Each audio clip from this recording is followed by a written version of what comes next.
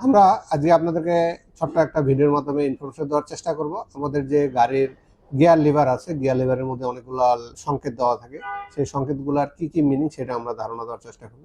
তো সাধারণত যে সংকেতগুলো থাকে, পি থাকে, এন থাকে, আর থাকে, ডি থাকে, তার সাথে এস থাকে আর এল থাকে। তো কোনটা গিয়ারের কি কাজ কিংবা কোনটা সংকেত দিয়ে আমরা কি বুঝবো সেটা আমরা একটু ধারণা দেওয়ার চেষ্টা করব। শুরুতে আমাদের পি নিয়ে কথা বলতে হবে। পি মানে হচ্ছে পার্কিং। পার্কিং মানে হচ্ছে আপনার যখন গাড়ি ইঞ্জিন অফ করবেন তখন অবশ্যই পার্কিং এ দিয়ে রাখতে হবে, আর যখন ইঞ্জিন স্টার্ট করতে যাবেন তখনও পার্কিং এ দিয়ে রাখতে হবে। আর গাড়ি সাধারণত পার্কিং করার পরে হচ্ছে দুই পাশের চাকা যে আছে, আমাদের চাকাগুলো কিন্তু ডান এবং বামের চাকাগুলো কিন্তু লক সিস্টেম হয়ে যায়। যদি আপনি ধাক্কা দেন সেক্ষেত্রে গাড়ি কিন্তু আর মুভ করবে না, কারণ যখন আপনি পার্কিং এ রাখবেন তখন গিয়ারটা এমনভাবে একটা সিস্টেমের মধ্যে হয়ে যায়, ডানের যে চাকাটা এটা একদিকে ঘুরে, বামের চাকাটা তার উল্টা দিকে ঘুরে। এই কারণে এটা একটা অটোমেটিক পার্কিং সিস্টেমের মধ্যে চলে আসে কিংবা অটোমেটিক একটা ব্রেকিং সিস্টেমের মধ্যে চলে আসে। আর আমাদের গাড়ি ইঞ্জিন স্টার্ট এবং অফ দুটা করার সময় অবশ্যই পার্কিং এ দিয়ে আমাদের এই কাজটা কমপ্লিট করতে হয়। আর যদি পার্কিং ছাড়া অন্য গিয়ারের মধ্যে রাখে দেন আপনারা, সেক্ষেত্রে কিন্তু গাড়ি আপনার যে চাবিটা আছে চাবিটা কিন্তু বের হবে না, কিংবা হচ্ছে পুশ স্টার্ট যদি হয় সেক্ষেত্রে পুশ স্টার্ট কিন্তু কমপ্লিট আপনার গাড়িটা বন্ধ হয়ে যাবে না, লকটা আপনার গাড়ির হবে না। তো এরকম সমস্যাগুলো আপনার পার্কিং এর যদি আপনার ঠিক মতন যে পার্কিং সম্বন্ধে আইডিয়া না থাকে কিংবা পির যে কাজটা সে কাজটা সম্বন্ধে আইডিয়া না থাকে, সেক্ষেত্রে কিন্তু আপনার একটা ঝামেলার মধ্যে পড়ে যাবেন। তারপরে আমাদেরকে চলে আসতে হবে আর। আর মানে আমরা জানি রিভার্স। রিভার্সের কি কাজ আমরা সকলেই জানি। যখন আমাদের গাড়ি একটা ব্যাকে নিয়ে যাওয়ার প্রয়োজন হয় তখন আমরা কিন্তু রিভার্সটা হচ্ছে সবসময় ইউজ করে থাকি। আর ব্যাকে যাওয়ার জন্য রিভার্স ইউজ করতে হয়, এটা আমরা সকলেই জানি। এটা নিয়ে বেশি কিছু বলার দরকার নেই, কারণ আপনারা যখন ব্যাকে গাড়ির ব্যাক গিয়ারে দিবেন কিংবা ব্যাকে যাবেন তখন রিভার্সটাকে ইউজ করবেন। তারপরে চলে আসছে আমাদের নিউট্রাল। এই নিউট্রালের বিষয়টা আমাদের হচ্ছে সকলে জেনে রাখা দরকার, কারণ নিউট্রালটা আমাদের হাইব্রিড গাড়ির জন্য একটা একেবারে হারাম হয়ে গেছে। আর নন হাইব্রিড গাড়ির জন্য নিউট্রাল তো আর দেওয়াই যায়, কোনো সমস্যা নেই। কিন্তু সাধারণত আমরা গাড়ি কি করি, যখন আমরা গাড়ি একটা চালাই নন হাইব্রিড গাড়ির ক্ষেত্রে, তখন আমরা একটু জ্যামের মধ্যে বসে থাকলে নিউট্রালে দিয়ে দিই। সেটা কিন্তু কোনো সঠিক নিয়ম না। নিউট্রালটা হলো কখনো যদি আমাদের গাড়ি সরানোর দরকার হয়, ইঞ্জিন অফ হয়ে গেছে, গাড়িটা কোথাও মুভ করতে হবে, সেক্ষেত্রে আমরা নিউট্রালটাকে ইউজ করতে পারি। তাছাড়া কিন্তু আমাদের হচ্ছে যে কাজটা আমরা করে থাকি যানজটে বসে থাকলে গাড়িটাকে একটু লোড কমার জন্য আমরা নিউট্রালে দিয়ে থাকি, এটা কিন্তু সঠিক সিস্টেম না। এই ক্ষেত্রে আপনার ইঞ্জিনের উপর বিশাল একটা প্রেশার পড়ে যায়।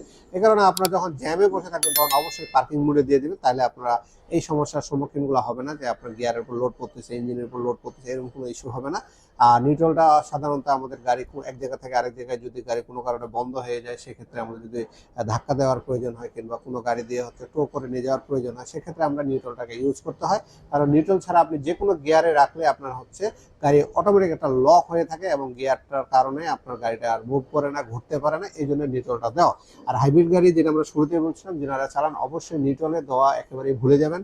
কারণ নিউট্রালে যদি দিয়ে দেন স্টার্ট করার পরে, তাহলে যদি আপনার নিউট্রালে দিয়ে দেন গাড়ি, তাহলে কিন্তু আপনার কয়েকবার দেওয়ার কারণে আপনার ব্যাটারিটা নষ্ট হয়ে যেতে পারে কিংবা আদার্স আরো সমস্যা হয়ে যেতে, কারণ নিউট্রাল থাকা অবস্থায় হাইব্রিড গাড়ি ইঞ্জিন স্টার্ট হতে পারে না কিংবা স্টার্ট হয় না, এই সিস্টেমের মধ্যে নাই। তো এই জন্য আপনার নিউট্রালটাকে বাদ দিয়ে অন্যান্য যে কোনো ড্রাইভ মোডে আপনারা কিংবা পার্কিং মোডে রাখবেন, সেক্ষেত্রে ভালো থাকবে। তো নিউট্রালের কাজটা আশা করি আপনারা কিছুটা ধারণা পাচ্ছেন। আর ধারণা যদি না পেয়ে থাকেন, সেক্ষেত্রে আপনারা অবশ্যই আমাদেরকে মেসেজ করবেন, আমরা আপনাদেরকে অ্যান্সার দেবো ইনশাল্লাহ। তারপর চলে আসতে আমাদের ডি ড্রাইভ। ডি ড্রাইভের কাজ আমরা সকলেই জানি, যারা গাড়ি চালায়, অটো গিয়ারের গাড়ি যারা চালায়, ডি ড্রাইভের কাজটা হচ্ছে খুব জরুরি। কারণ সামনের দিকে গাড়ি রান করার জন্য ডি ড্রাইভটাকে আমাদেরকে ইউজ করার একেবারেই না প্রয়োজন ছাড়া বলা যাবে না, 100% প্রয়োজন। কারণ ডি ড্রাইভ না দিলে আপনার গাড়ি সামনের দিকে আগাবে না।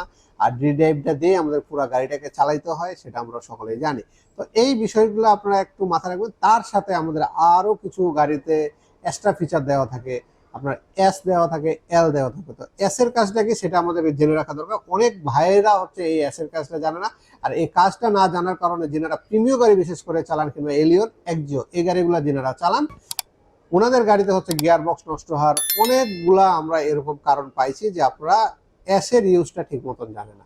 এস মানে হচ্ছে স্পট মুড। তো স্পট মুডটা যদি আমরা হিসাব করি, তো স্পট মুডের হিসাবে আমাদের সবার প্রথমে আমাদের মাথায় রাখতে হবে, যখন আমরা ওভারটেকিং করতে যাই কিংবা আমাদের কখনো শখ হয় যে আমরা স্পট মুডে চালাবো, সেই সময় আমরা শুধু চালাইতে পারি একটা ক্ষণিকের সময় ধরে। কিন্তু আমরা যদি লং টাইম ড্রাইভ, ডি ড্রাইভটা যেরকম দেওয়া আছে সেই সিস্টেমে যদি আমরা চালাই, সেক্ষেত্রে কিন্তু আমাদের গাড়ির গিয়ার বক্সের উপর প্রচুর লোড পড়ে এবং হচ্ছে গাড়ির গিয়ার বক্স নষ্ট হয়ে যাওয়ার একটা সম্ভাবনা থাকে।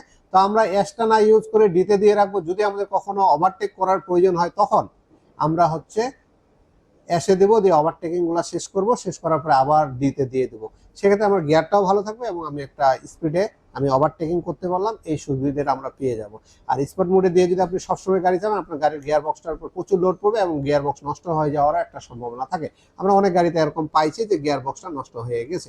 তো আপনারা এই দিকগুলা মাথায় রেখে আপনারা হচ্ছে এই গাড়িগুলার গিয়ারটাকে মেনটেন করতে হবে, যাদের গাড়িতে হচ্ছে এরকম স্পোর্টস মোড দেওয়া আছে।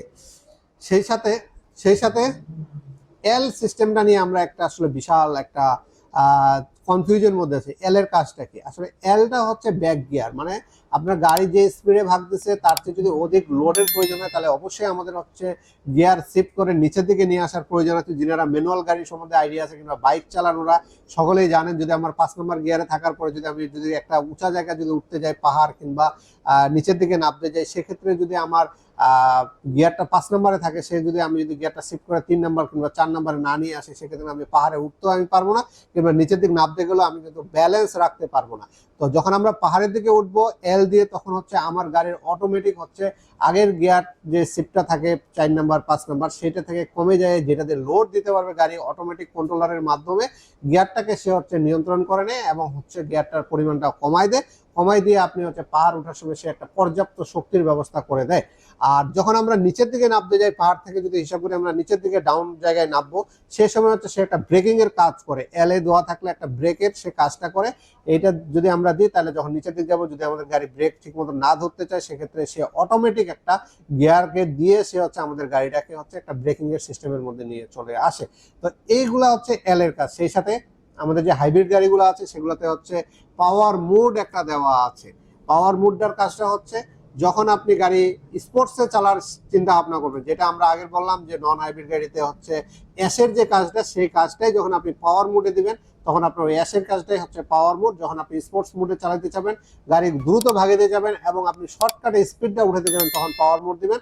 তখন আপনার ব্যাটারি এবং ইকো মোড হচ্ছে কাজ করবে না ঠিক মতন।